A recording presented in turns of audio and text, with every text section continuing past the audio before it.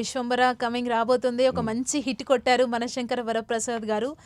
మీ సీన్స్‌కి అయితే మీ కామెడీకి అయితే అసలు థియేటర్స్‌లో నవ్వులే నవ్వులు. ఇద్దరు కాంబినేషన్ సీన్స్ అయితే చాలా బాగున్నాయి. అండ్ విశ్వంబర నుంచి మాకు ఒక చిన్న లీక్ ఇవ్వచ్చు కదా ఏదో ఒకటి. డెఫినెట్లీ అండి. అంటే లీక్ అంటే ఒకటి దాని గురించి చెప్పడానికి చాలా మంచి విషయాలు ఉన్నాయండి. అంటే ఎలా చెప్పాలంటే ఓ చందమామ కథలాగా ఓహ్! అసలు మనకి ఆ కథ నేను చాలా ముందు విన్నానండి. ఫస్ట్ డైరెక్టర్ చెప్పినప్పుడే నా క్యారెక్టర్ వరకు అని మొదలుపెట్టి మెల్లగా కథ అంతా చెప్పుకుంటూ వచ్చేటప్పటికి నేను షాక్ అయిపోయాను. అంటే ఇది విజువల్గా వచ్చేటప్పటికి ఏ లెవెల్లో ఉంటుంది అంటే ఆల్మోస్ట్ ఇంటర్నేషనల్ స్టాండర్డ్స్లో ఉంటుంది అన్న దాని మీద. ఓకే. బట్ అప్పట్లో టీజర్ వచ్చేటప్పుడు కొంచెం కాంట్రవర్సీ అయ్యి కొంచెం ఇదైంది కానీ later on the best part what director has done ఏంటంటే స్టోరీ రివీల్ చేశాడు ఆడియన్స్కి.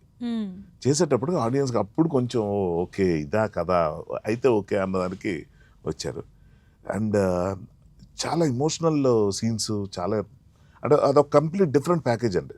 మనకి larger than life social fantasy కదా, ఇది మనకి ఎంత రియలిస్టిక్గా సరదాగా కాంటెంపరీగా ఉంటుందో అది కొంచెం లార్జర్ దాన్ లైఫ్.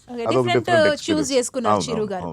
అంటే విశ్వంబర ఇప్పుడు 2 పాటలు ఎక్స్పెక్ట్ చేయొచ్చా? 2 పాటలుగా ఉంటుందా? ఒక పాటగానే ఉంటుందా? లేదండి 2 పాటలు కాదు. ఒక పాట. ఓకే.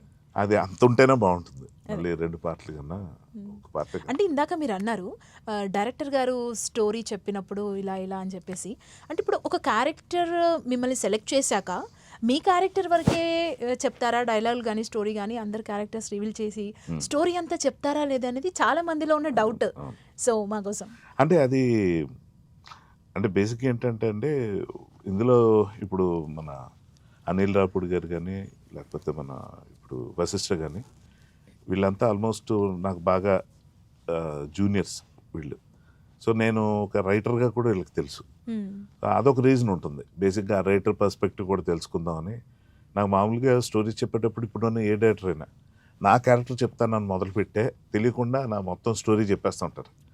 అంటే ఇది నా ఒక్కడికని కాదండి, అంటే రైటింగ్ మీద కొంత అవగాహన ఉన్న ఎవరికైనా, అది మ్యూజిక్ డైరెక్టర్లు కొంతమంది ఉంటారు, కెమెరామెన్ సైడ్ ఉంటారు, డిఫరెంట్ క్రాఫ్ట్స్లో రైటింగ్ పట్ల కొంత అవగాహన ఉన్న మనుషులు మనకు కనిపిస్తుంటారు.